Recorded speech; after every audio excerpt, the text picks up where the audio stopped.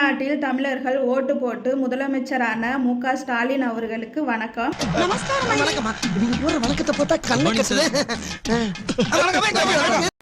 வெளிநாடு சுற்றுப்பயணம் போயிருக்காங்க.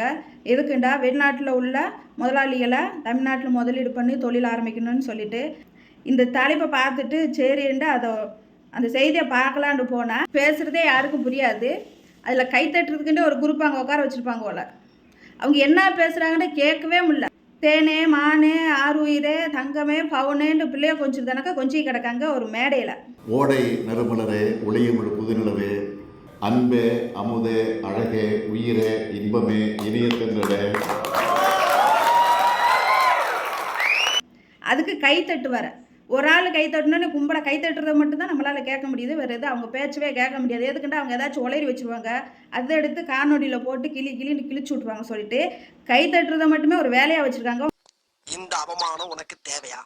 தமிழ்நாட்டில் முதலீடு பண்ணுறதுக்கு வெளிநாட்டில் வாழும் தமிழர்கள் இங்கே முதலீடு பண்ணணும்டா. அப்போ தமிழ்நாட்டில் தமிழ் மக்கள் யாரும் முதலீடு பண்ணுற மாதிரி இல்லையா? யாரும் தொழில் பண்ணலையா? அவங்களே கஷ்டப்பட்டு முன்னேறி அடிமாட்டத்தில் இருந்து தான் வந்திருக்காங்கன்னு நீங்கள் சொல்கிறீங்க. அவங்க வெளிநாட்டில் சம்பாதிச்ச அந்த சம்பாதியத்தை சுரண்டி பிடுங்கி தமிழ்நாட்டில் போடணும்.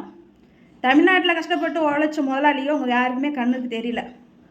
வெளிநாட்டிலேருந்து தான் வரணும்.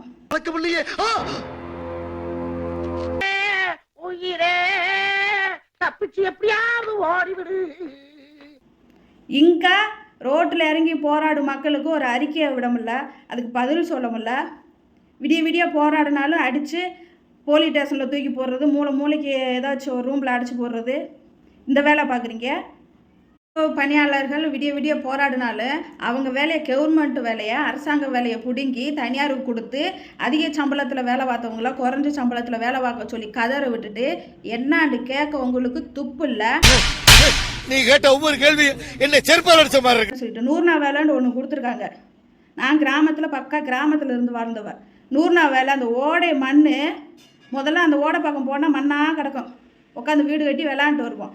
இப்போ போனால் கல் பூரா குத்துருது. அந்த அளவுக்கு இங்கிட்டு இருக்கிற மண்ணை தோண்டி அங்கிட்டு போட, அங்கிட்டு இருக்கிற மண்ணை தோண்டி இங்கிட்டு போட. ஒரு மரம் நாட்டு வச்சேன்னு சொல்லுங்கள், ஒரு செடி நாட்டு வச்சேன்னு சொல்லுங்கள், அந்த முள்ளு செடி மாதிரி தான் இருக்கும். கிராமத்தில் காடு ஓடை எல்லாம் பொட்டல் காடாகி போய் கிடக்கு. ஆளாளுக்கு உங்கள் குடும்பாச்சியான்னு இருக்குது. எங்கிட்டு பார்த்தாலும் உங்கள் மையே உங்கள் பேரே நீங்கள் உங்களுக்காண்டி எழுதி கொடுத்துருக்கா தமிழ்நாடு சொத்து எதுவும் இல்லையில? இன்னைக்கு ஒன்னு செம பெரட்டு விட மாட்டேன். நாங்கள் ஃப்ரீ டிக்கெட்டு கொடுக்குறோன்னு ஒன்று சொல்கிறீங்க. நான் பஸ்ஸில் ஏறி போகிறவன். எங்களை பார்த்து தான் ஆந்திராலையும் தெலுங்கானாலையும் ஆட்சி நடத்துகிறாங்க. நான் செய்கிறத பார்த்து தான் அவங்க செய்கிறான்னு சொல்கிறாங்க. நான் இன்ன வரைக்கும் 10 ரூபா 20 ரூபா கூடுனா 20 ரூபா டிக்கெட்டில் தான் நான் போயிருக்கேன். 20 ரூபா டிக்கெட்டு வரைக்கும் தான் காசு கொடுக்காமல் போயிருக்கேன். அதுக்கப்புறம் போனால் நான் காசு கொடுத்து தான் போகணும். இதே தெலுங்கானா ஆந்திரான்னு 2ஆக பிரிச்சுட்டாங்களா. தெலுங்கானாவில் நானும் பஸ்ஸில் போயிருக்கேன். தெலுங்கானான்னு ஆதார் கார்டில் இருந்தால் போதும். 1000 ரூபா டிக்கெட்டு சார்ஜாக இருந்தாலும் நீங்கள் ஃப்ரீயாக போகலாம். எந்த பஸ்ஸு ஏறு கவர்மெண்ட்டு பஸ்ஸில் எந்த பஸ்ஸில் ஏறணும் நீங்கள் ஃப்ரீயாக போகலாம். தமிழ்நாட்டில் அப்படி போக முடியுமா? முன்னாடி ஒரு பேப்பரை வச்சு ஒரு பெயிண்டை வச்சு கூட எழுத முடியாத ஒரு ப்ராடு அரசியல். அது ஒரு பேப்பர்ண்டா அது கிழிஞ்சு போயிடும். அது ஒரு டேப்பை வச்சு ஒட்டி வச்சுருக்கீங்க. அந்த அளவுக்கு தான் உங்கள் அரசியல் ரொம்ப கேவலமாக இருக்குது. பெண்கள்லாம் அப்படி கேவலப்படுத்தி வச்சுருக்கீங்க. நாங்கள் எந்த பஸ்ஸு வருதுன்னு நாங்கள் உத்து பார்க்கணும். அந்த பேப்பரை ஒட்டியிருக்கான்னு பார்க்கணும். டேப் ஒட்டிருக்கு கிழிஞ்சிருக்கோம். இதே ஃப்ரீ பஸ்ஸுன்னு ஏறுவோம். கவர்மெண்ட் பஸ்ஸு ஃப்ரீ பஸ்ஸுண்டா எல்லா பஸ்ஸும் நீங்கள் விடுறீங்களா? எல்லா பஸ்ஸும் கவர்மெண்ட்டு பஸ்ஸுன்ட்டு நீ கால் வச்சா ஃப்ரீ தானே விடணும். அதுக்குன்னு ஒரு பஸ்ஸு விட்டுருப்பாங்க. அதுலேயும் ஒரு டேப்பை வச்சு ஒட்டி வச்சுருப்பாங்க. ஒரு பேப்பரில் ஒரு என் மைய தப்பாக எழுதின கிழிச்சி எறிகிற பேப்பரில் அது இருக்குது. ஒரு பெயிண்ட் வாங்கி கூட உங்களால் எழுத முடியல. நீங்கள் சரியாக டிக்கெட்டு கொடுத்தா ஃப்ரீ பஸ்ஸுண்டா எல்லா பஸ்ஸும் கவர்மெண்ட்டில் ஏற எல்லா பஸ்ஸும் ஃப்ரீன்னு நீங்கள் விடணும். அப்படி விடலை. எல்லாம் ஏமாத்து வேலை, ப்ராடு வேலை. என்னப்பா செய்யறது? விதி விளையாடுச்சப்பா. நாய நீ விளையாண்டு போட்டு விதி மேலேண்டா பழி போடுற. உன்னை அப்படியே குத்துறா.